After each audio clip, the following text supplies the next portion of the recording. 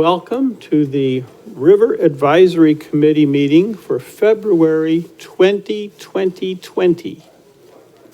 Very interesting date.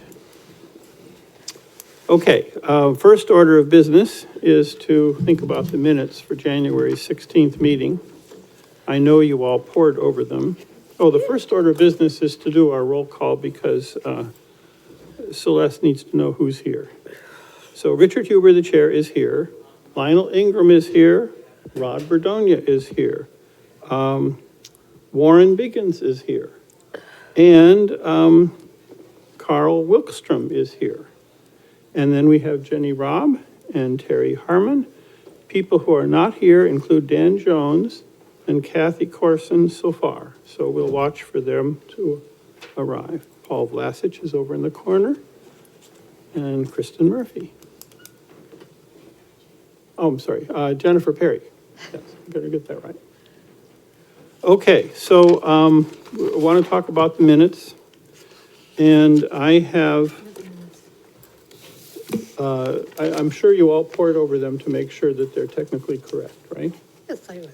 On line 111, we were talking about the February 19th International Trade Port meeting where the EPA guidelines would be reviewed, public meeting. And it says on line 111, members were encouraged to attend. And I went to the meeting, 100 other people were there, but I didn't see any of you folks. Nope. Maybe I missed you in the crowd? Oh, well. No, you were heavily encouraged to go. I was heavily encouraged to You go. made the decision not to go. Yeah, that's what happened, I think. Okay, well, other than my noticing that line in the minutes, I didn't have any corrections. I couldn't find Oh, my any, goodness.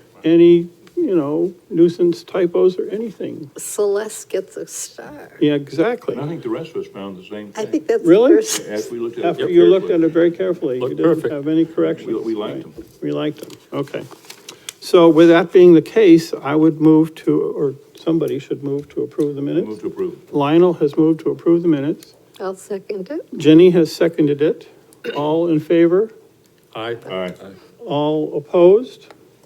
All sustaining? Abstaining, I meant to say? I'm abstaining. Abstaining. Two abstaining. Terry and Carl are abstaining. Okay, I think they're approved. These are the approved minutes. All right, now the next step is to ask Paul to bring us up to date on the river or any other issue that he wants to tell us about. Paul Velocich, town engineer. And I don't have a lot of updates for you at this time.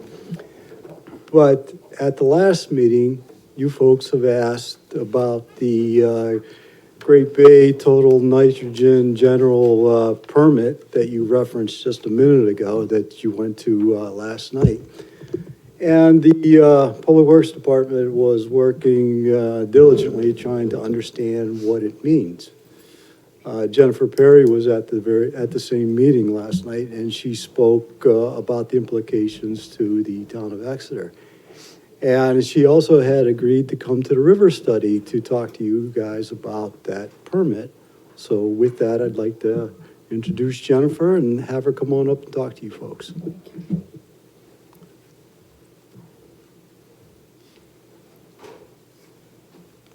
Good afternoon. I'm Jennifer Perry, Public Works Director. I don't know how much you have heard about the Great Bay Total Nitrogen, the draft permit that's out right now.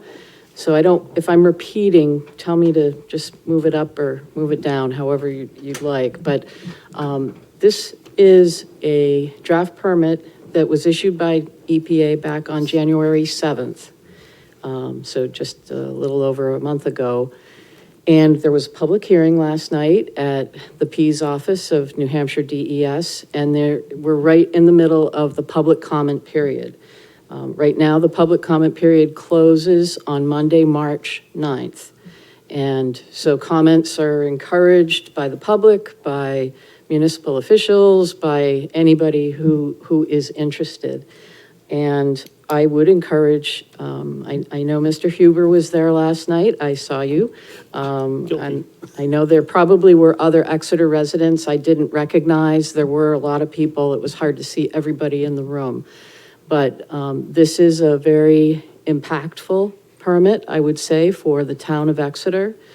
In that this is the first time we've had what we would call an integrated permit, where EPA and DES are integrating both wastewater and stormwater and non-point sources for total nitrogen.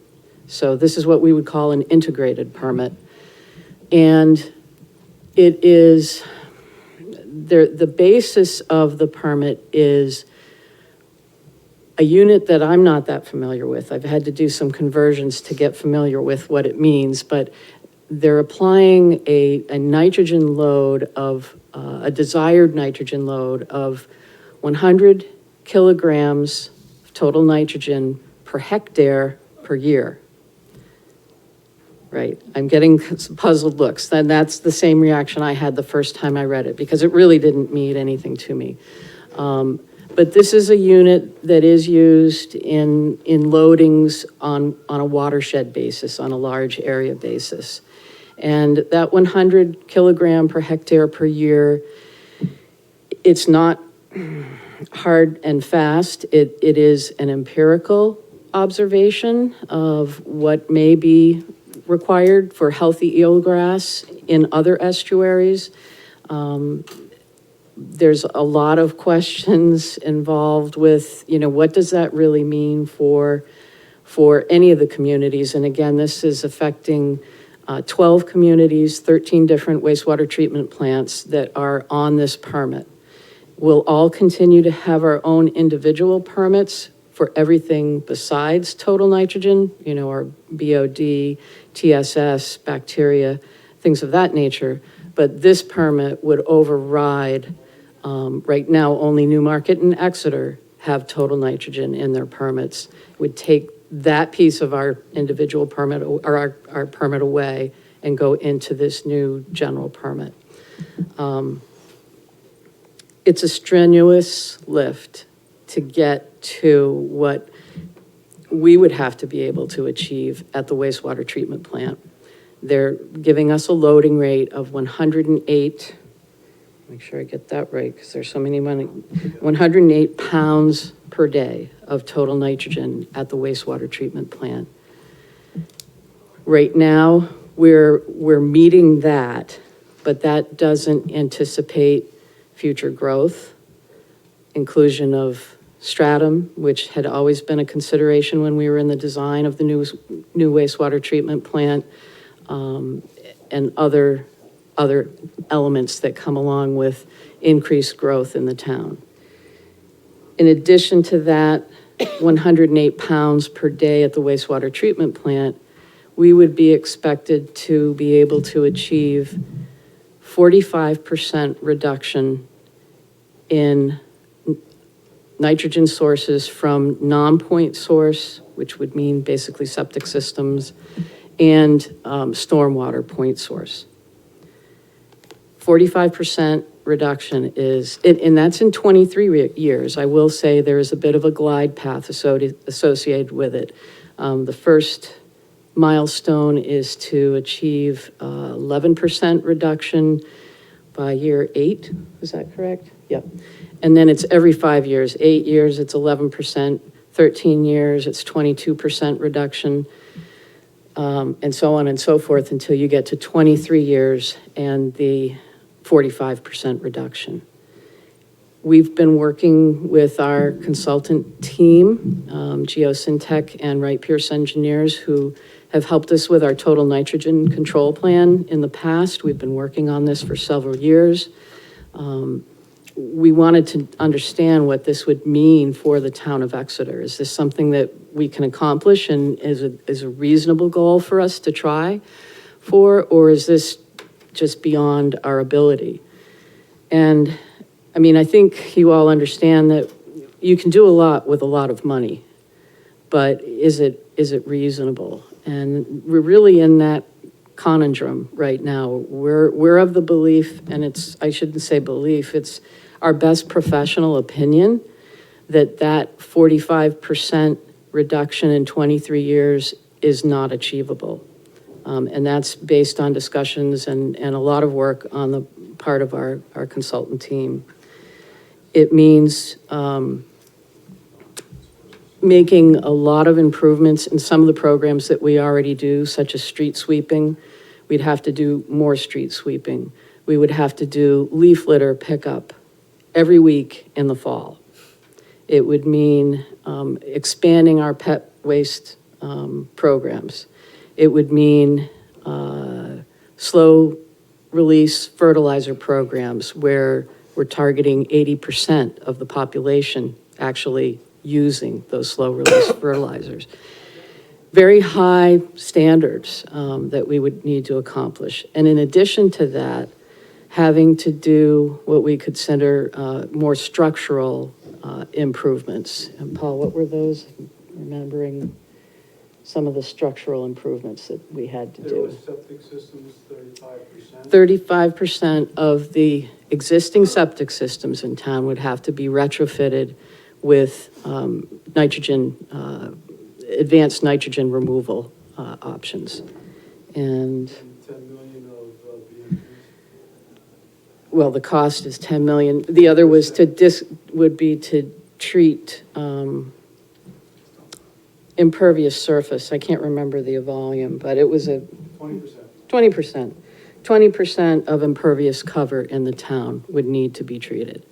And when you start talking numbers like 20%, it may not sound like a lot, but the reality is we'd have to be getting onto private property. That there isn't 20% impervious cover that's owned by the town. And as you appreciate working in the state of New Hampshire, getting to work with private property owners on either septic or impervious cover is going to be challenging. So I don't think it's a slam dunk that we could accomplish 45% reduction. There's certainly room for improvement. There always is. And I think Exeter's always been of that mindset that we want to do what is reasonable, what isn't an extreme cost, but to go all the way here, and as Paul was indicating, those costs would be on the order $20 million in capital costs and $1 million in annual O&M costs, 20-year life cycle cost, $50 million in 2017 dollars. Very, very large. That's just for the non-point source side. The wastewater treatment plant, we would have to, because we're having to meet both of these extremes at the same time, working through the non-point source and trying to keep our wastewater treatment plant loads below that 108 pounds per day, we would be facing an upgrade at the wastewater treatment plant in the not too distant future for both the ability to get down from a 5 milligram per liter nitrogen concentration, which is what we designed for. We'd need to get it down to the 3 milligram per liter, which was in our original wastewater treatment plant permit. And we'd have to increase the flow capacity at the wastewater treatment plant. So we would be looking at, an upgrade to a relatively new, we just started treating through that plant in June of last year. Somewhere in anywhere from the 5 to 8 year window. So it's a lot to handle, and I know there's some great information. I would recommend, if you have an interest, you go to the EPA website. They have it's www.epa.gov/NIPTES-great-bay-total-nitrogen-general-permit. If anybody wants, I can text it to you. But what I would recommend is reading the fact sheet. There's the actual permit itself, there are 2 appendices, but the fact sheet is where you'll get a better understanding of what it is that they're proposing. And again, public comments are due by March 9th. That's the closing date. I did ask for an extension. Oh, thank you, Dick. You Is did- this the fact yes, sheet that you're talking yes. about? Okay. Well, no, that's, This it is- should be on there, the link to The it. link to it? Okay. The fact sheet itself is probably 50 or so pages. I have a copy of it with me. But there's not a lot of time. That's why Paul and I have been working with our consultants. We've already gotten a couple of draft sets of comments from them, but we need to compile everything and make it representative of everything that we have concerns about. You know, there are a lot of things that are not addressed in the permit.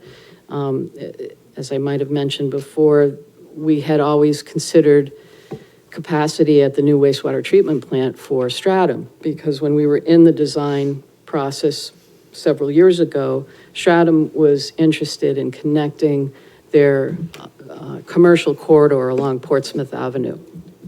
Right now, they're all septic systems, and it is somewhat limiting to what they can do.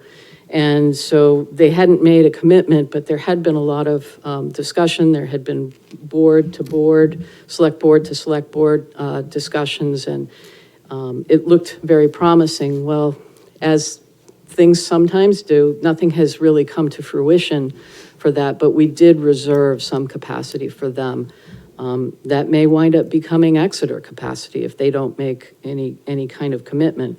But what this permit does not address are communities with septic systems and no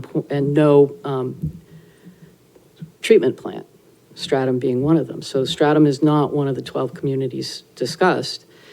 And yet it would be an improvement to the receiving waters to get septic systems that are in proximity to the bay into a treated facility.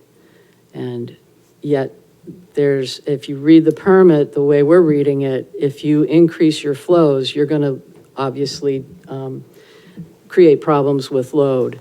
And there's no adjustment in the permit that speaks to how you would increase your load if you were to take on, say, an area with septics, which would be an overall improvement to the receiving waters. So a lot of things like that are concerns for us, and not just the cost. I mean, the cost is huge. That is a big concern, but our experience with EPA is that they're not concerned about the cost, but what they can do is give you time to get there. And I think that's why they structured it with a 23-year period to get to that 45% nitrogen reduction. Dick, you were there last night. Maybe you want to add things that you heard. I would like to add my impressions as I come in. Nitrogen permit. It's in Foster's today with all the people who showed up. The first person to speak was David Waters, Senator David Waters. I know him as one of the leaders of the Coastal Risks and Hazards Commission, where I represented Exeter at the end of that commission. Next speaker was, well, there's another senator who spoke, but the next speaker after that was somebody named Russ Dean, and then Jennifer.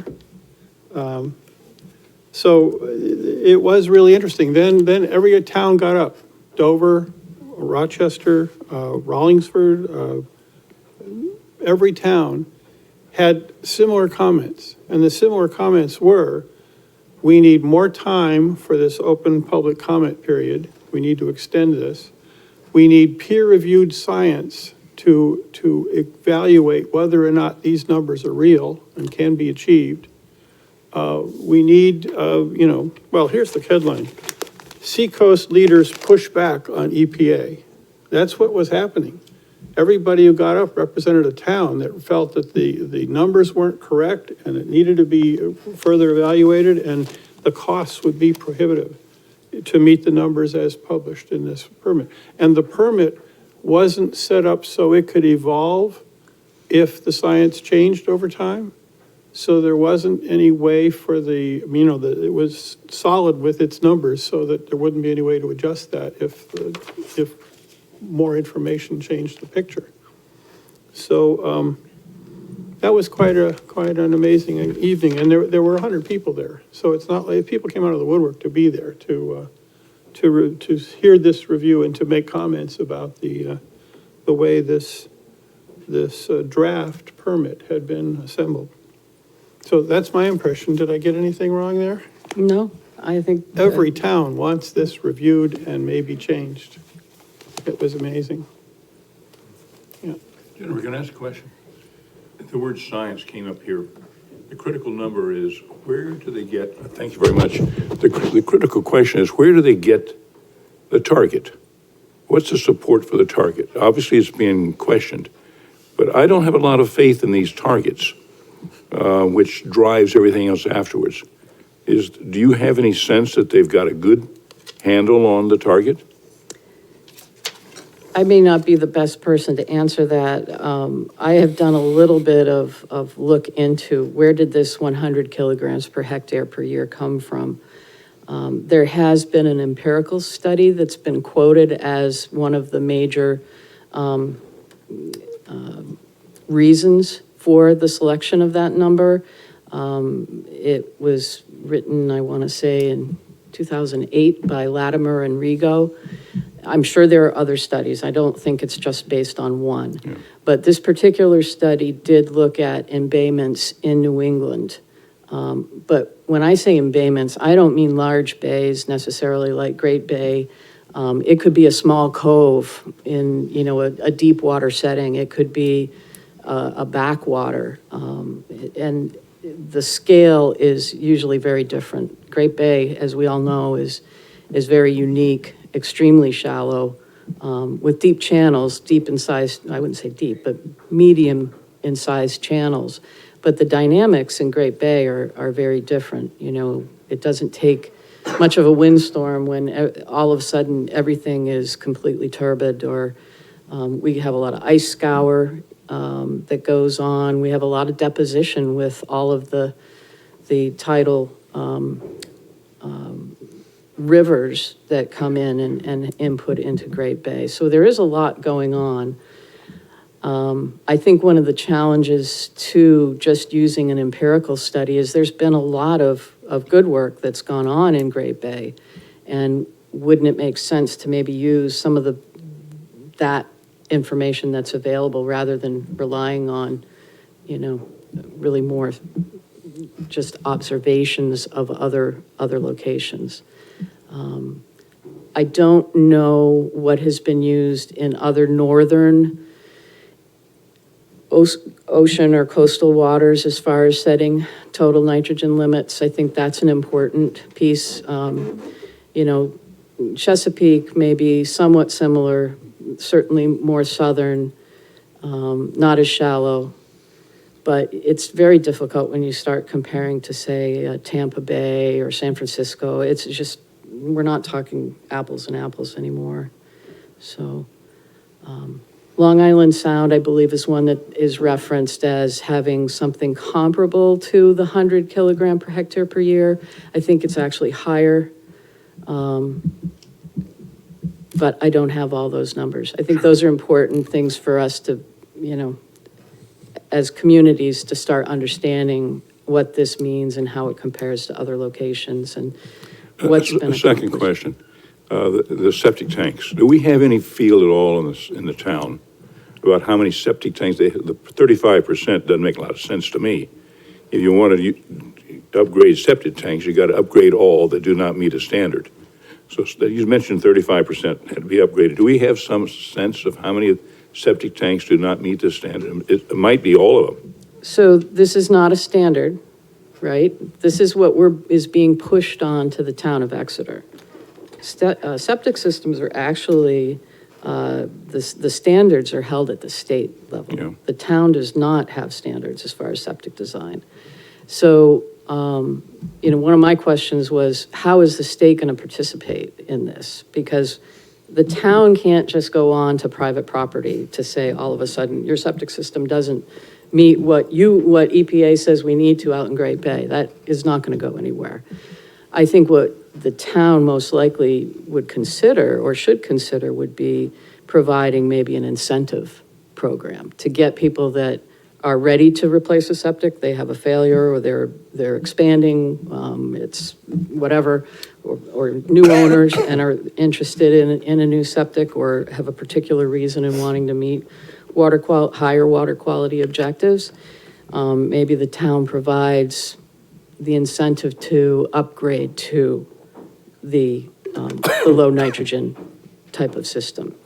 You know, the property owner would still pay for the basic system, but maybe the town can provide, there's some kind of a means to get people to upgrade. But you'll never get 100%, especially if it's not state law or town regulation. So that's why we I've run across people that assumed. don't even know they have a septic tank. Right, And therefore, they, the best of their knowledge, best how they've lived there, never had it pumped. And so it strikes me, maybe we ought to look more carefully at our own septic system here to get a feel for where these things are a problem and where things aren't a problem before we start trying to meet some of these other outside requirements. I've got neighbors who bought the house and asked what that truck was doing in my driveway. And I was appalled to discover that, well, they were Brits. That's okay. But, and married to a Canadian. But the thing is that it's these simple things that we maybe need to start doing here in addition or before we have to start figuring out what we got to change these places. Just get a handle on our people doing things appropriately. there's always room for improvement. I know that we do put out educational information on a regular basis about septic systems, but, you know, it's just like anything, it goes in with all your other junk mail, and does somebody actually look at it? And I don't know. I know the state has put on informational sessions trying to educate people on good septic maintenance and Right. things like that. One other point I'd like to make about septic systems, though, is that I think the determination has been that it's only septic systems that are really close to surface waters or the coastal waters that are contributing significant load. And I think if it's within 250 feet of a surface water. If they're further away than that, it's the transport time, there is degradation of the nitrogen, and by the time it gets to a receiving water, it's probably significantly reduced. So, you know, it probably isn't applicable to all septic systems, but again, this is new stuff in the state of New Hampshire. Right. We've never had those conversations at any meaningful level, but I think this might precipitate some of that. Thank you. I have several questions. You just answered one of them about the 250 feet. That makes sense. It's 200 meters. 200 Oh, meters. meters, excuse me. Okay. Thank you. My That's a lot technical more. expert. Yeah. This 100 kilograms total nitrogen per hectare per year, how much of a reduction of the current load is that? Are we going, how far down are we going in that region loading? Do we know what the current Let load me is? interrupt for a moment. A hectare is 100 meters on a side square. So a hectare is, I think it works out to 2.47 acres. Yep. Okay, So It's what just they're over saying 2 is you could acres. have 100 kilograms of nitrogen per 2.47 acres per year. So Okay. that's just per surface area of presumably Sure. the watershed or that's what Watershed we're talking well. about. Correct. So, my guess is that nitrogen sources vary not just by surface area. Sure. But all sorts of other things. So I think there's a lot of question about how peer-reviewed science would determine nitrogen loading. And I think that is what everyone is concerned about getting right. right, but my question still is, how much reduction are we talking about? Are we talking about an 80% reduction, a 10% reduction? I mean, I have no No, feel it's for more like that. the 80% Okay. reduction. It's a lot. It's high. Okay, I don't recall the numbers. Again, I've had too many numbers going back and forth through my head the last couple of days, but it's a significant reduction. Okay. Yep. Uh, And there's already been a significant reduction in the Right. last 5 years with the upgrades and even the voluntary improvements and optimization that a lot of the wastewater treatment plants have been doing around the bay. Okay, I have a few more questions. You mentioned treatment for impervious surfaces, even for private property. How invasive is this treatment, and how much is it going, I mean, what's going to happen to this private property? Is it something where you tear up the, I don't know, what kind of treatment is it that you're talking about? A lot of, probably the most successful treatment for impervious is to actually get that runoff into the ground and not Okay. just shedding directly into another water body or another impervious surface. Okay, so you're talking about infiltration, some kind of berm rain or gardens, something? infiltration trenches, things of Okay, that nature. okay, so Yep. it's going to be disruptive to the surrounding area most likely. You're not really going to tear up something and make it pervious. Right. Okay. But one of the challenges is too, if you can't, most of the projects that have been completed in the recent past have been on municipal property, and having locations where there's enough municipal land to provide treatment is challenging. I think the low-hanging fruit type projects that have been conducted were done where there was a significant municipal parcel that could, provide that type of infiltration. Wouldn't the distance from the surface water also apply somewhat to the impervious if you had some distance before you hit, and some, I think we use some, just use 200 meters, I don't know what for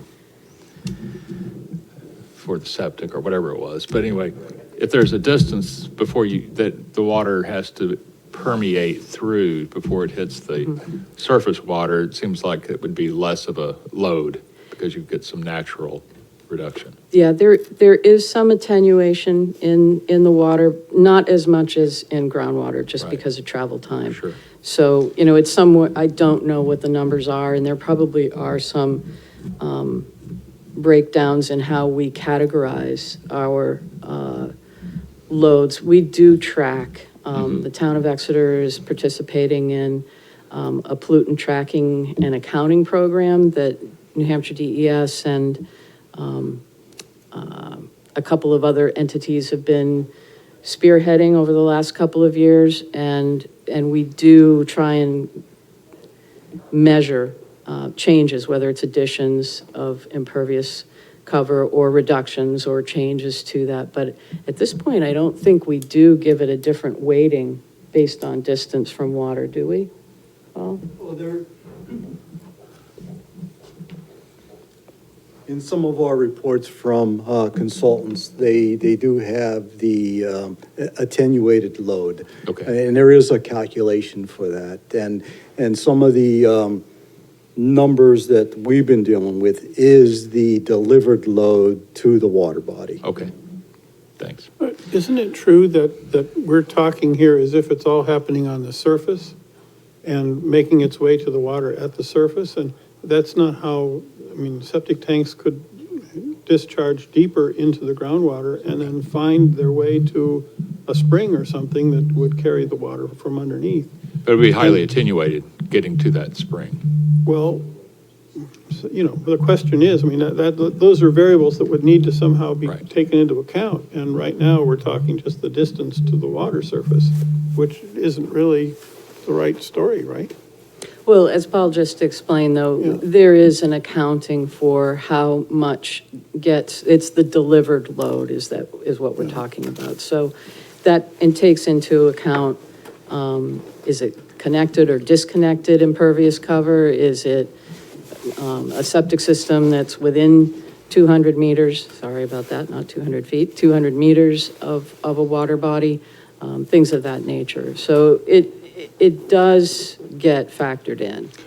One And more. eventually, let's just think about the Great Bay watershed as one big bowl that we're all in. Exeter has a very small part of the southeastern tip that goes to the Taylor River and out to the ocean directly. But everything here, for the most part, goes into Great Bay, whether it's through the Piscassic River in the northwest, through Newfields and Newmarket, or through the Exeter River and all its tributaries. So everything here is getting to Great Bay eventually. Carl had one more question. One more question. One more question. Then I'm done with my list.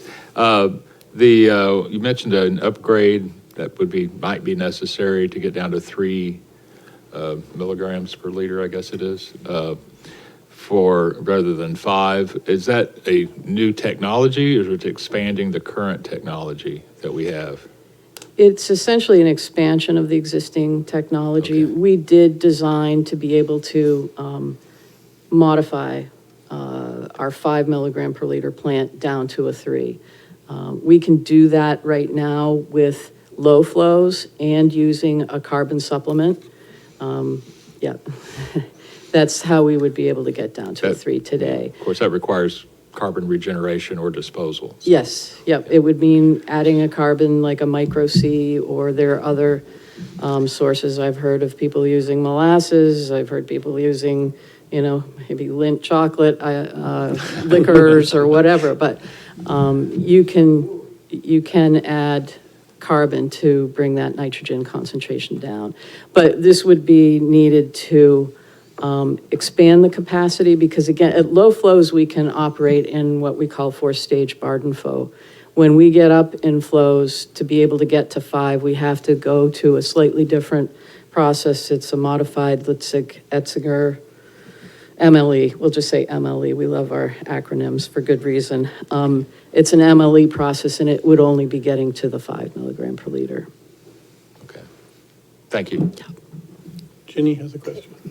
At the last meeting, Paul and I had a discussion about, well, no, not Paul and I, but I asked Paul about the drainage analysis, or when a project goes before the TRC, how is the impervious surface treated? And he said there was a drainage analysis. Does that analysis, is there a set storm, or how is that calculated? I mean, does that account for snow storage that melts gradually, or downfalls, light rain, drizzle? What is it based upon? I mean, I'm going to call on Paul, because it's been over 10 years since I've been involved in TRC, and I probably won't answer that correctly, so. You brought this up at the last meeting in conjunction with another project. Right. And you said the project was going to be in front of the Conservation Commission or something like that, and you were going to see that soon. So my question is, did you see that report? no, not yet. Okay. That report, and typically the reports have a 2-year rainstorm, a 10-year, a 20, and then a 50-year, whatever is required by that particular zoning, to go through and see what kind of implication it has for the amount of runoff, the volume, the rate of runoff, and also because of our upgraded rules, what type of analysis and water quality things need to be looked at. So each one goes through the same process. All the numbers are always different because you have a different type of development, different home soils and that sort of thing. But that analysis, if you pull that out, should start explaining what they're looking at. But it starts as low as it gets as a 2-year rainstorm. Okay. All right. Is there any room for, I don't want to say tightening up when a project comes with, I don't want to say excessive impervious surface, but with a certain percentage of the property is now impervious? Could that be tightened up as far as the requirement? You can always add more requirements onto some things, but we've recently, with the MS4 rules and also because of our nitrogen control plan, have upgraded those rules of what type of water quality we would like to see. The volumetric type stuff is already handled by guidelines through the state, And we just got to meet those, and we also try to do a certain amount of recharge to the soils also. Would that be challenged if you tried to upgrade?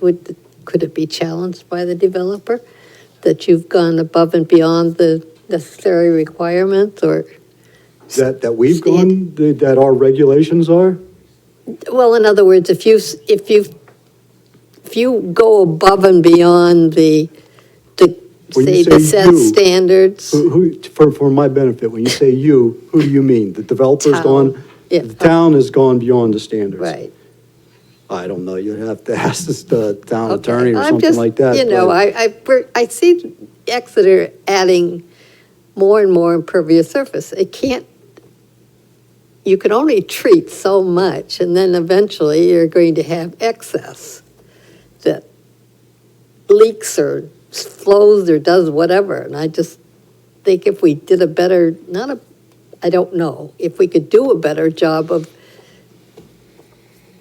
asking the developer to handle it better, or would it be challenged? I I'm just don't know. frustrated. But at least from the town engineer's point of view, I think we do a very adequate job to meet the runoff of volume and the rate, certainly. And with our latest regulations to meet the MS4 requirements and also the nitrogen portion of this, I think we're sitting pretty good for what we're asking developers. Okay, I'll accept it.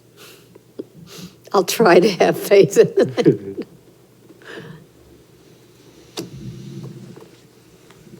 One clarification I want to make on one of the things Jennifer was saying when she was quoting dollar figures and percent removals of different things. I didn't understand it to be specific to a 15% non-point source stormwater nutrient removal that we could possibly do. So that's based on 15%. We don't believe as a department with whatever information that we've come across yet that the 22% that she talked about, all the way up to 33 and 45 is unobtainable. So the dollar figures that she was referencing, the amount of treatment that we would have to do with the impervious or septic systems, that was based on the 15% amount. Well, it's always good to have a second set of ears. I did jump from the crazy excuse me, I didn't say that, the extreme 45 down to what we have projected to be attainable at a cost of 15%. And that's what I spoke to last night. So thank you for clarifying that. Terry has a question? Speaking of the 45% reduction, what happens if we don't accomplish the benchmarks, or what happens? So the way the draft permit is written now, we would have load taken away from the wastewater treatment plant. What's that mean? It means that we essentially will be penalized for not being able to meet those percent reductions. And the load reduction at the wastewater treatment plant means, for instance, right now, we would, if it were today and we were trying to meet a reduced load at the wastewater treatment plant, we would start adding that carbon supplementation now to get down to a 3 milligram per liter, because we've got to make up for anything we can't do on the stormwater side at the wastewater treatment plant. The penalty would be like a financial penalty? Eventually, yes, would be What I'm trying to figure out is whether, it sounds really, really expensive, but will we end up having to pay for it somehow through penalties, even if we'll have to pay no matter what? I guess that's my question. Yes, I think that's the way to look at it, is we're going to have to, if this draft permit goes through, and as it is written, which it probably won't, there will be some revisions to it. But if it went through as written, we're going to be paying for it in several ways. We're going to be paying for it through much higher cost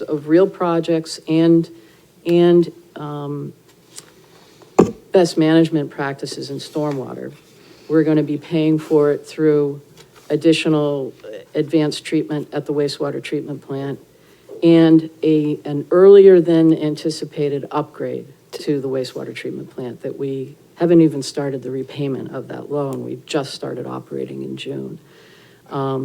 If we can't meet if they bake these numbers in as they're put, we will be paying somehow some kind of fine. That's how EPA always has their permits structured, as an incentive to keep ratcheting these concentrations downward. I have more questions too, but Yeah, absolutely. I've got a little different viewpoint than paying penalties, the way that I understand this draft permit. The permit states exactly how many pounds of nitrogen per day that we could discharge from our wastewater treatment facility. Jennifer talked about different milestones of when we had to reduce the stormwater runoff nitrogen and non-point source nitrogen. I think she said that in year 8, we had to reduce 11%. Let's just use that number for right now. And 11% equates to removing 11.7 pounds of nitrogen from our non-point source and stormwater system. If we don't remove that 11.7 pounds of nitrogen, that 11% by that year 8, that means whatever the balance that we did not remove from our system gets subtracted from what we're allowed to discharge at our wastewater treatment facility. And then 5 years later, another 11%. If we don't meet that, which we don't think we can, that was the last discussion, and we think maybe maximum 15%, but also with big dollar figures, that gets subtracted from the 108, that minus the 11% that we didn't do, plus another 11.7. And then 5 years later, and then the 45% one kicks in. So basically what that does is makes what you can discharge at the wastewater treatment facility getting smaller and smaller and smaller, so that limits how much growth the town could possibly have. Until eventually you hit, I can't do no more, because I didn't remove enough of the stormwater, or I couldn't remove much of the stormwater. So it might not be penalty driven as much as growth limiting, but certainly it has accelerated these rules with these 11%, 22% removals, and in our estimation, unobtainable. It accelerates when the upgrade of the wastewater treatment facility needs to happen from the 5 milligram per liter plant that is currently just started operation down to a 3. Is that? Okay, I shouldn't have used numbers, but that's the ones that are rattling in my head. Let me ask a question about this. Is it uniformly fair to all the towns?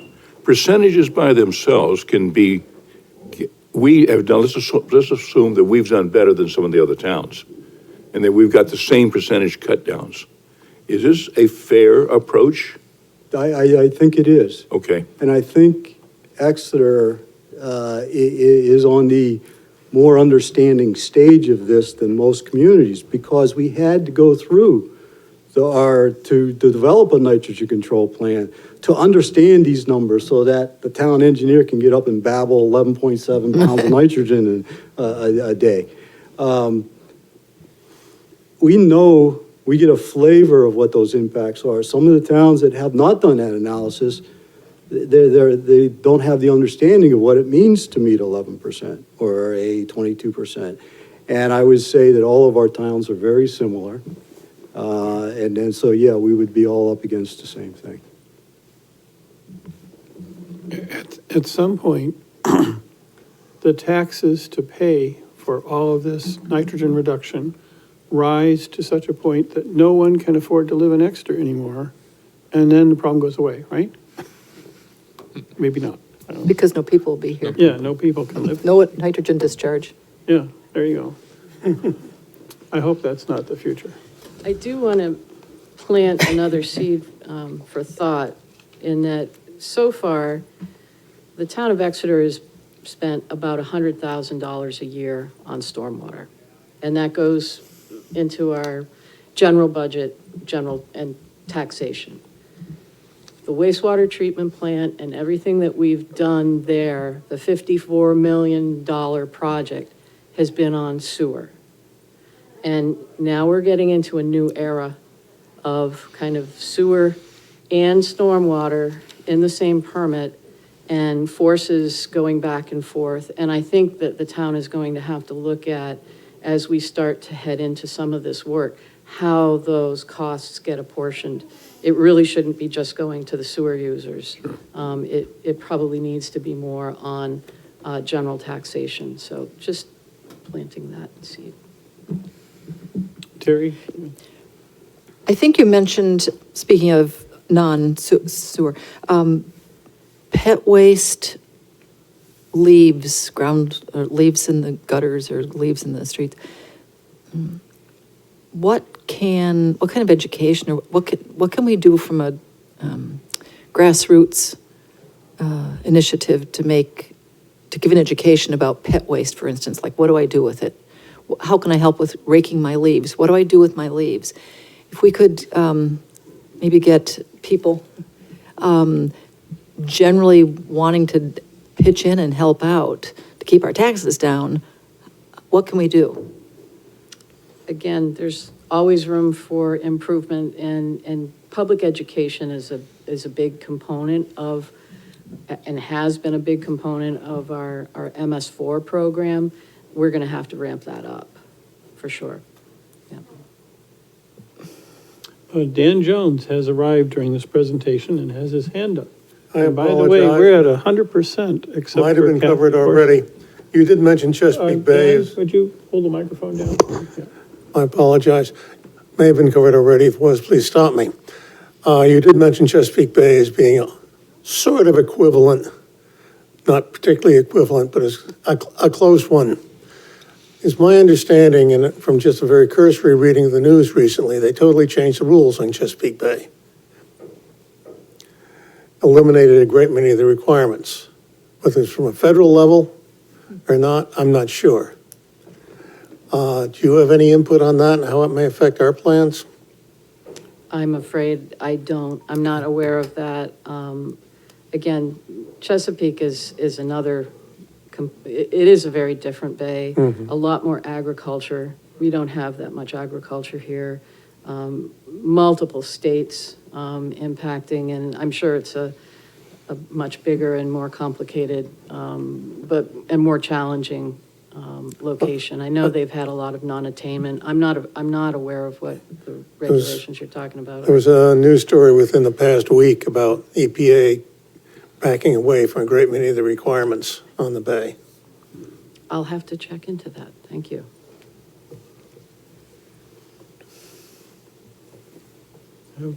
Any more questions? Anybody else? Paul wants to know. Then Don. I'd like to throw out one more metric also. Uh-oh. Write down the numbers. Yeah, based on the numbers there. I had referenced 11.7 pounds of nitrogen per day as being the 11% threshold to remove from the stormwater or non-point source for the year 8 requirement.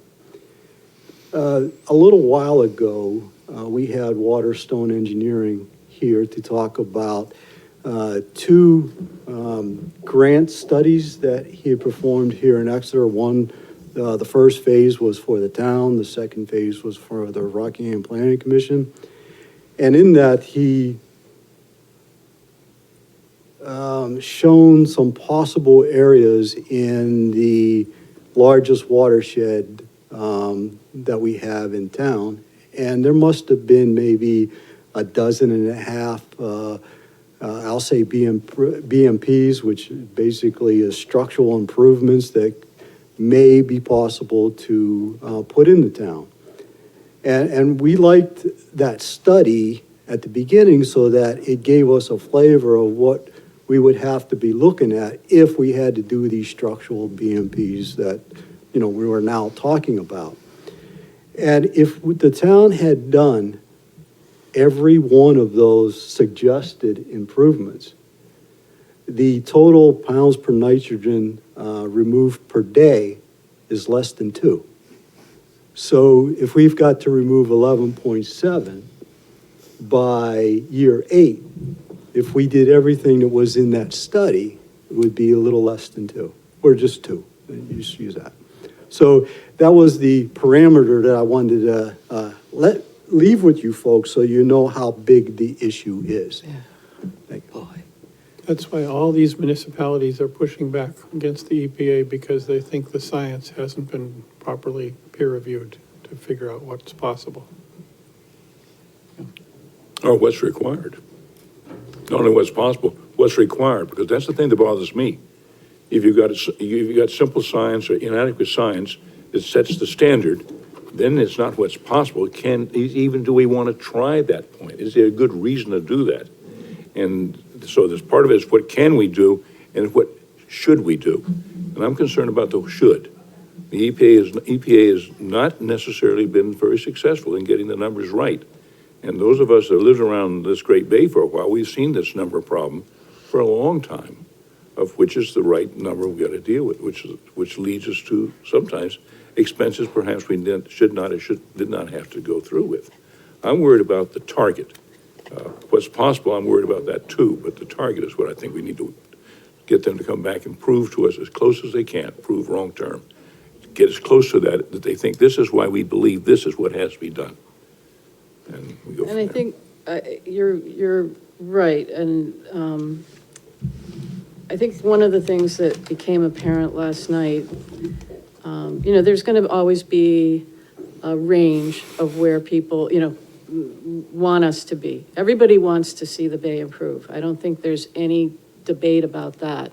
But what's the best way to get there with reasonable cost and not extreme measures? And one of the concerns with the way this permit is written, the draft permit is written, is that it has this 45% target, granted with a 23-year glide path, but if this were more of an adaptive management approach, it would set a more attainable target, possibly in a shorter period of time, and monitor, and then revisit and reset and keep going that way. But to just go all the way to the 45%, it, in my view, and others I heard last night, sounds to be pretty tough. And so the other thing with EPA regulations, when they set these new limits, they can't back off on them. And that's why I'll be interested to and I will try and find that. They have in the Clean Water Act, anti-backsliding and anti-degradation in the regulation. And so they can't just say, oh, we shot too high, you only need to get here. They actually can't do that. So, most of the professionals would like to see them set a reasonable bar. And if that isn't enough, then, ratchet it down a little bit more. But that's just me. Thank you very much. Okay, thank you. Thanks, Jennifer. I think Don wanted to make a comment. Don Clement is here. Hi, good afternoon, Don Clement. There's no question this is a huge challenge. I think Jennifer and Paul have given you a very good explanation as best they could what's going on, because it's always a rolling target. And it's always a challenge working with EPA. But there's no question, I think you're right. The Bay, Great Bay is a very fragile piece of water. I think the quality that we have to improve there is really necessary. A couple of observations, and I've been involved just enough in the fringes of a lot of this stuff for many, many years, including Wise report, the Waterstone report, working with the town of Stratham and trying to talk about the bringing them into our water and our storage system. Couple of observations in that, I didn't get to the meeting last night, but I tried to read through some of the materials on the, about the draft permit, and my eyes glazed over. I didn't get very far. But anyways, this here is really only focused at the 12 towns and cities who have wastewater treatment plants. As we know from prior studies, point solution, what is coming in from the wastewater treatment plants, only was about 23% of the nitrogen load to the bay. 30ish, okay. There is others contributing factors to the bay, to the nitrogen. One, of course, is septic systems. One is stormwater. One is fertilizers. We in the town of Exeter have battled for 2 or 3 years, am I correct, Jenny, of trying to limit fertilizers, chemical fertilizers in town to try to reduce that. It's a real battle. And it's not, and I agree with Jennifer, it's not going to get anywhere unless the state comes in and makes some mandates about fertilizer use and septic systems. It's got to be up at a state level. It's the only way it's going to get done. The other thing that I've observed is that there are more communities around the bay that contribute to the bay. Is it 40, Jennifer, something like that? That are not on. That point was made last night. Last night. It's- That they're there's a not- whole they're on bunch the- of they're- other communities that ought to be involved. Yes, I Are know. not in this permit. They're not on the hook for anything. And they have some contribution to the nitrogen problem through groundwater, through stormwater, through fertilizer, through agriculture, through septic systems. They have got to start contributing to this if we want to reduce this. I don't think it's fair, or it's the right thing to do, to just charge the towns who have wastewater systems. The towns who have wastewater systems are stepping up. So I think I need to do a pushback there to make sure that all the towns that contribute to the problem contribute to this part of the solution. On the alternative concern, I don't want to see this bogged down in a study. The Bay doesn't have a lot of time.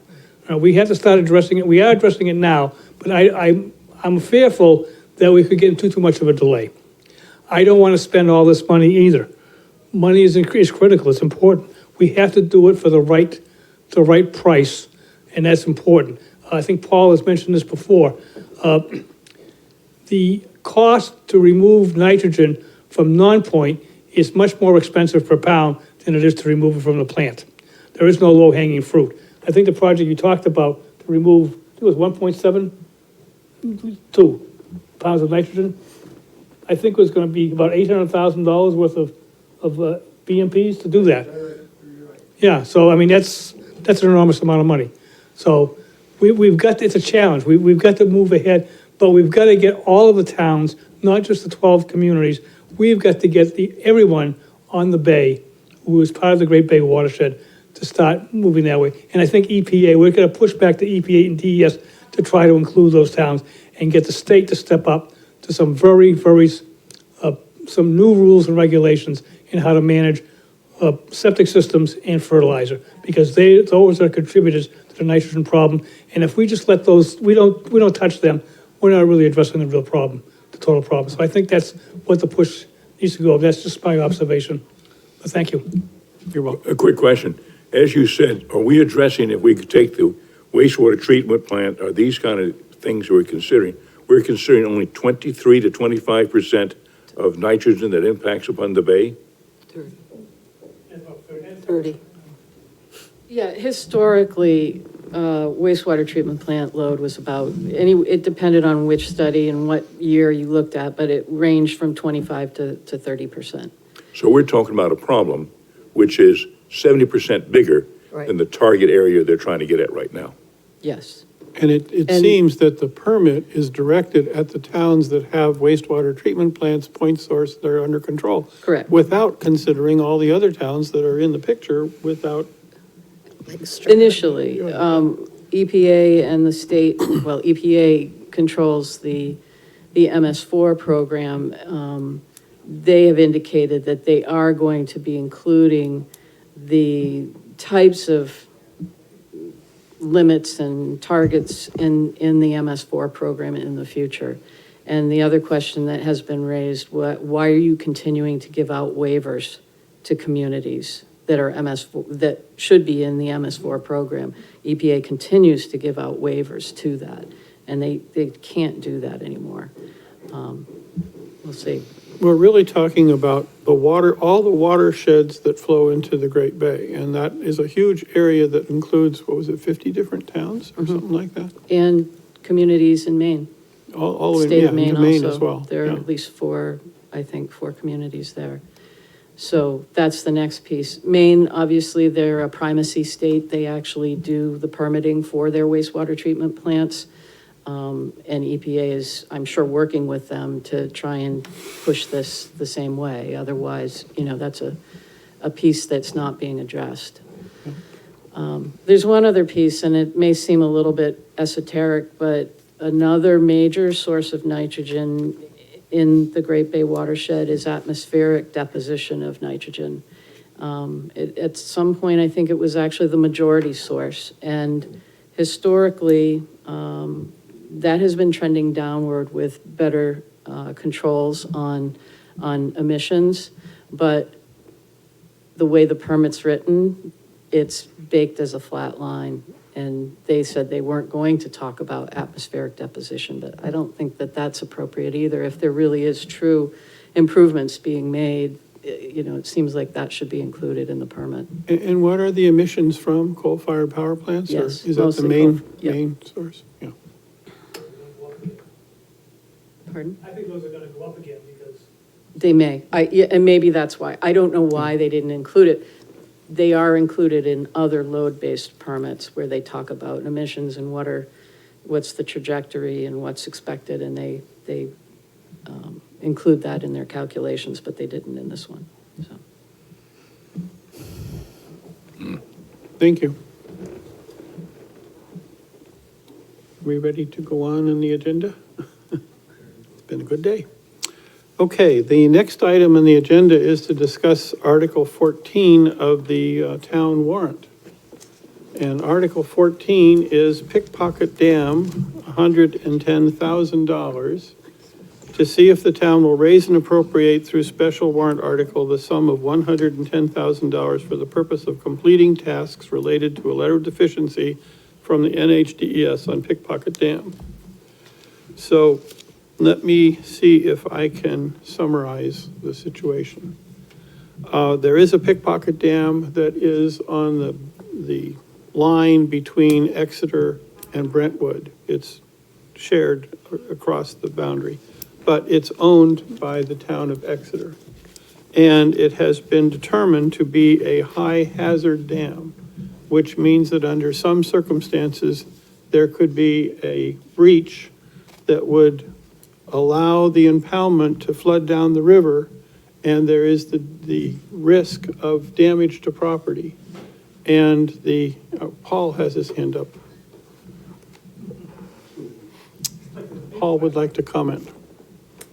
Yeah, that sounded a little alarmist there, so I wanted to jump in right away, so thank you for allowing me to speak. We had a letter of deficiency prior to this one on the Pickpocket Dam, and the state, the Dam Bureau, wanted the town to do a breach analysis where you actually assume that it breaks in a certain way, and there was discussions on how that may happen.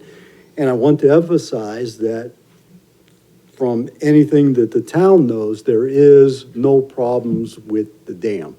We had to go through a breach analysis. And the breach analysis showed that if it did break, that there could be property damage, et cetera, downstream. And so that is what then required a relabeling of the Pickpocket Dam to a high hazard dam. And when you do that, now it's got other requirements that you have to meet that it didn't have at the lower designation. Now that it's higher, we have to do other things to analyze it. So it's not a worry about it breaking down. We don't think that that's going to happen. That's what facilitated the new rating to be high hazard, of which we have to meet new rules now. Okay, thank you. I'm trying not to be alarmist, but the dam is a high-hazard dam, which means to some extent it's not safe, okay? So the town of Exeter has committed with its letter of compliance and so forth, the town of Exeter has committed to figure out what would make the dam safe by 2022 and to make the dam safe by December of 2025. Those dates are in the letters that have gone out from the town of Exeter to the New Hampshire DES with a commitment. Okay, so where are we? Well, we have this Article 14 in the warrants that are going to be voted on March 10th. And Article 14 is asking for $110,000. Well, what will that do for us? Well, that would allow us to do a hydraulic evaluation of a 2.5 times 100-year storm event. And that hydraulic evaluation would then be available to participate in the next step, which would be to conduct a dam feasibility alternative study, which means we get engineers involved, given the hydraulic evaluation, to determine what are our options to make the dam safe and to put a cost on the different options. And at that point, or maybe before, you would want to go to public meetings and inform town of Exeter and town of Brentwood about what all these options are. So anyway, the $110,000 that's on the current warrant articles would allow us to commence to do this hydraulic analysis, which would then further allow the feasibility study. And the feasibility study would be funded in the next year in order to meet the deadlines, which we're supposed to know what the right answer is by 2022 and to get it accomplished by 2025. Okay? So that's what I understand about this issue. Don is making his way to the microphone. Don Clement. Thank you, Mr. Chairman. We could speak. You and I both spoke at the deliberative session a couple of weeks ago. We have slightly different opinions. My opinion is that, and I have asked the Board of Selectmen now, Select Board, for almost a year, have they started talking to the town of Brentwood? Because the impoundment behind the dam is all in Brentwood, and Brentwood would have it would be an impactful to Brentwood. I'm concerned about moving ahead, because $110,000 is always step one. The feasibility study, if we get to that next level, which would have to be approved by the town, is, I don't know, I don't want to throw out any numbers, Paul, but it's going to be more than $110,000 to look at alternatives. I want to have Brentwood at the table talking now, not wait until we get to that study, and then they feel, well, you know what, you didn't include us. I want them to be included in the discussion, hopefully included in how to pay for this. That's my concern, is that we have not done this. We have not started talking to Brentwood in earnest. We should do that. You and I are of a different opinion. I don't want to move ahead until Brentwood is sitting with us and understands everything that's going on, so they can feel that they've been talked to, they've been part of the discussion, and they can have some skin in the game. So that's where you and I have a different opinion on that. I do say that, yeah, we have to do something, but I want to bring Brentwood in now, not wait a year from now, 2 years from now, because then they may balk and say, well, you know, how come you didn't involve us earlier? So that's my concern, and that's kind of the discussion we had back and forth at deliberative session. Thank you. Okay, well, I'll stay on the microphone. I want to talk to you. The question in my mind is, we want to talk to Brentwood, but we don't yet know what the options are or what the costs are. So if we're going to talk to Brentwood now, are we just talking about our select board talking to their select board? Or are we trying to alert the citizens of Brentwood to the fact that we're having these meetings and they can go online and see what we're talking about? or they can go to our website and get the documents that talk about the letters of deficiency and the compliance and what we're doing. All that stuff's available. We should alert the Brentwood people so that they can see that this is brewing. I imagine there's someone in Brentwood who bought a home that has adjacent to the impoundment, and they will be very upset if the impoundment goes away because they'll think it affects their property values. That's just a guess. There are other people who would say, wait a minute, if it's inexpensive to fix this dam, let's leave it right where it is and keep it. If there's grant money available to remove the dam because it would improve the fish world, and there's money from fisheries or whatever, maybe that would be the cheapest way to make the dam safe. All those things are still out there without details that we could point to. So I don't know how to involve Brentwood. I don't know which approach to take in the meantime when all this stuff is still unknown. That would be my point. So we do nothing.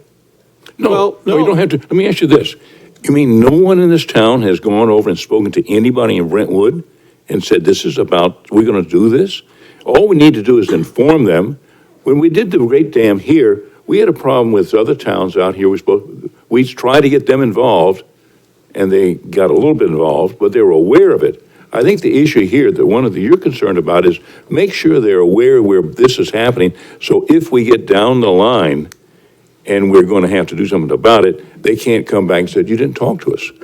I asked the question in deliberative session, I asked that question, and the answer I received, if I'm correct, was, no, we have not. So, That's a mistake. that's I my agree with feeling. you, but I don't think we have to wait all we got to do is talk to them and say, look, it's about to happen, and alert them, and if done that step, then we don't need to hold up on anything we're doing. Because if they get unhappy about it, we get to the end of it, so look, we'll take the dam out, sorry about your problem back there, then they're going to get involved. But I think we do need to inform them When formally. you say them, that's their board I'm of talking select- about the Board of Selectmen. I'm not worried about the population. Deal with the Board of Selectmen. Deal with the Board of Selectmen. Do you want me to add a little note? Yes, Okay. please do. To step out of my. This is our Oh, yes. Brentwood representative. So, yeah, I'm like listening in because I'm filming, but also what I know happened You have to say your between, name for the camera. yeah, I'm Bob Galacki from Brentwood. So what happened so far was the town manager reached out to our town administrator and informed like the Conservation Commission. So they're like aware of everything, I guess, that's going on and have access to these meetings and everything. So that's as far as it's gone. I'm sure I'm leaving the commission because I'm moving out of town, but I'm sure they'd be interested in being a part of these conversations, but, yeah. What more should we do to encourage them to come and be involved? I mean, I'm sure they'd be interested in it, just a time commitment, basically, to be at these meetings if you want someone from Brentwood to be here, but, you could ask the select board. What you're telling us, they have already been formally informed that we're about to. Yeah, I believe that when we're the letter of concerned. deficiency happened, I believe. That's all we got to do. Yeah, If they that's- come back that's after how that, hey, they asked. that's too late. They asked me and one other member to kind of pay attention to these meetings in case there's anything Brentwood should know about, but, at this point, there isn't really anything. Okay, so presume that we get a passage of Article 14 and $110,000 can be spent doing this 2.5 times the 100-year storm event analysis of the hydraulics of the river. They might want to know the results of that, right? I'm sure they would, and I would, as I won't be on the commission anymore by the time that happens, I would definitely reach out to them and let them know in case, I'm gonna let them know that, Yeah. I'm leaving, so someone else should take over that role, for the Brentwood Conservation Commission, but, yeah, I would And if that definitely. study is not funded because the vote doesn't pass, then we're all sort of on hold for a year before we can proceed with getting more information about what's involved in Pickpocket Dam.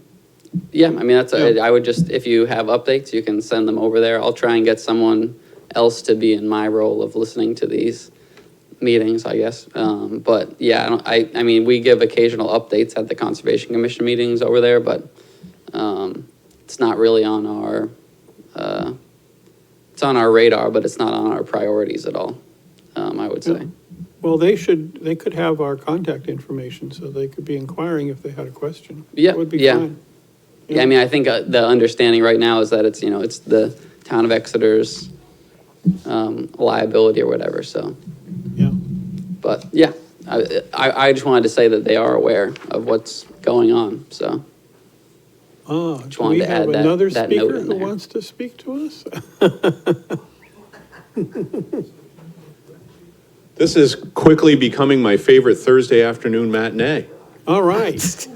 Russell Dean, Town Manager. I just wanted to pop in and say hello, and also, I don't know if you have any questions about, I briefly heard a little bit about the pickpocket dam issue, so, and Bob's absolutely correct. When this letter of deficiency first originated with us, we did let Brentwood know about it. Karen Clement, their town administrator, and I have had back and forth about it, just to let them know what was going on, and that we had a letter of deficiency, and that we had a particular issue that DES was interested in having us resolve. But we have not had any, what I would call like a sit-down with Brentwood. We haven't gone over there and said, okay, we have something to show you specifically other than the letter of deficiency, and the understanding that we need to begin working on elements of this letter of deficiency to come into compliance. Yeah, and my thought is that if we had the results of this $110,000 funded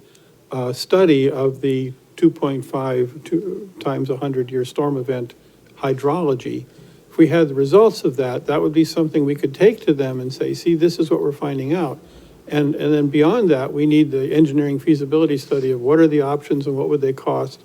And we'd love to know what Brentwood thinks about the different options, because it could affect, Right. their property values or their Oh, sure. aesthetic appreciation of the dam or whatever their issues are. Right, and I think there's certainly, they're aware, like Bob was alluding to, they're aware that we have information and they can access it. It's been a pretty free exchange of that information. It's all public information anyway. They know where our website is and the documents and that define the deficiency. They've been specifically sent, as the reports are created, Yeah. they've been sent those reports and they can look at them as well. And I think, to the point, I think once we have something more tangible, I guess I would say, to sit down and talk with them about, we certainly would plan on doing that. Yeah. So that was my thought, that basically we wanted to do these studies, get the information, and then bring Brentwood in to help us understand I it. disagree. We need to do the studies. The dam is our responsibility. I don't care how Brentwood comes out on it. If we end up on the hook, we've got to take care of it.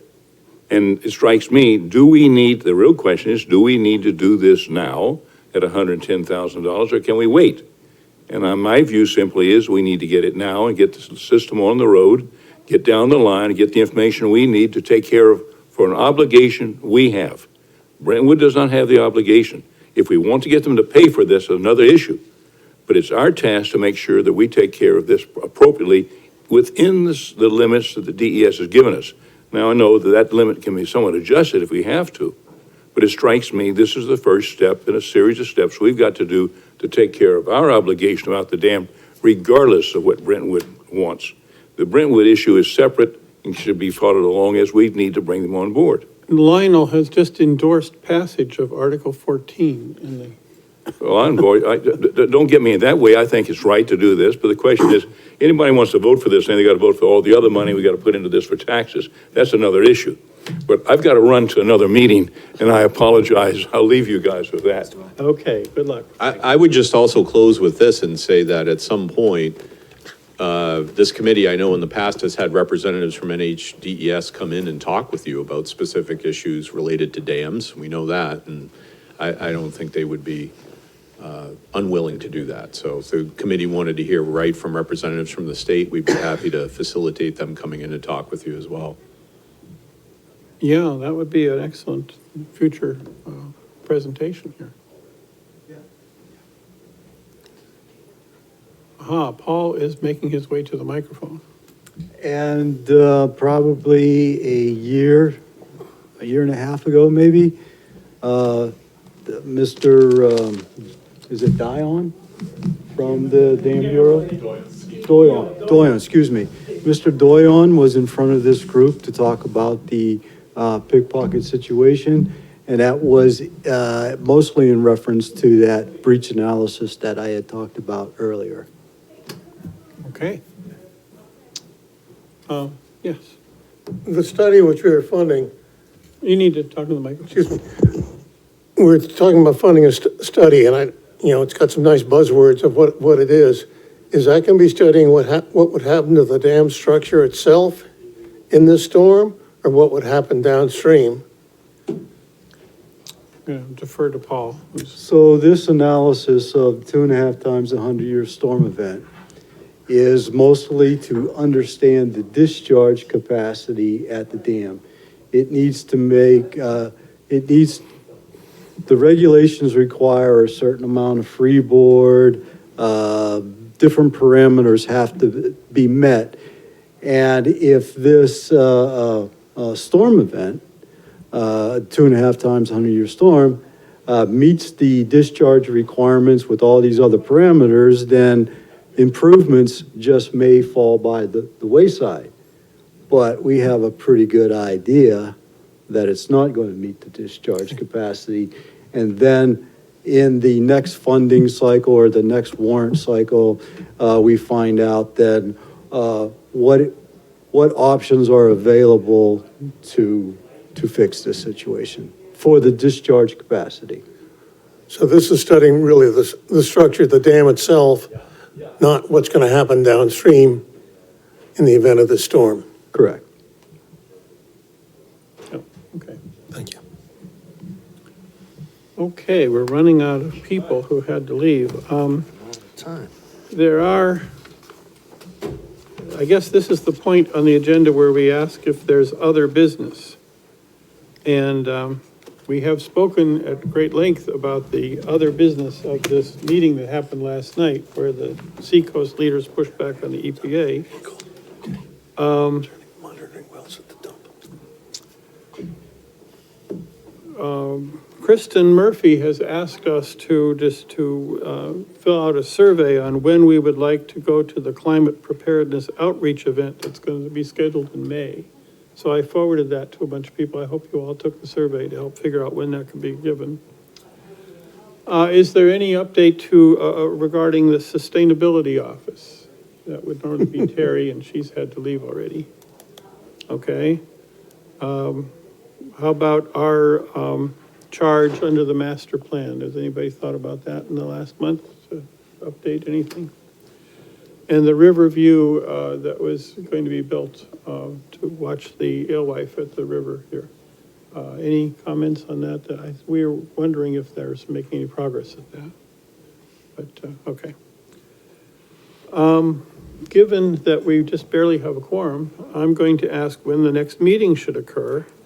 And I'm going to suggest Thursday, March 19th at 3 o'clock. And I would guess one agenda item will be to discuss the outcome of the town warrant election, which is March 10th. So does that meet everybody's needs? Yep. Oh, Paul is headed toward the microphone. Well, let's just fast forward to March 9th, or 19th, or whatever you 19th, suggest. So you've got the results. Number one, it passes. That means it falls into my belly whack of getting a contract from the consultant. That would be the report. Yeah. Now, if it failed, it was like, well, there's nothing for me to do. We'll have new numbers for a warrant article next year that include this 2.5 times 100-year storm event study, plus the feasibility study, just like was in this one. That would be the end of my report. So what did that take? A minute, 2 minutes? It's either one or those. So is a meeting for just that next time necessary? Well, I think the thing I would want to discuss next time is how frequently should we meet if it didn't pass? Because we won't have anything to say for another year while we're waiting for the next warrant article. So that would be my You had question. other items on that list that you just asked about, Yeah. so that's up to So we could to there, bring but- DES in to Yeah. talk. Anyway, yes, so you don't think you'd have anything more to update for us in March? do we want to cancel the meeting in March? Yeah, maybe. I wish more people were here to think about it. I know it.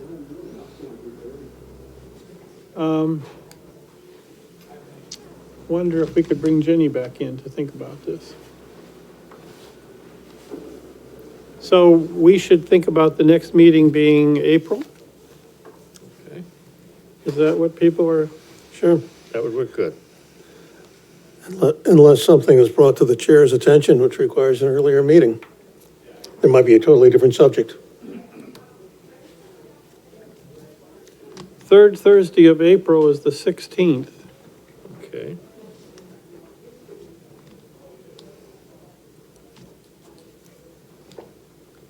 Staying at 3 o'clock?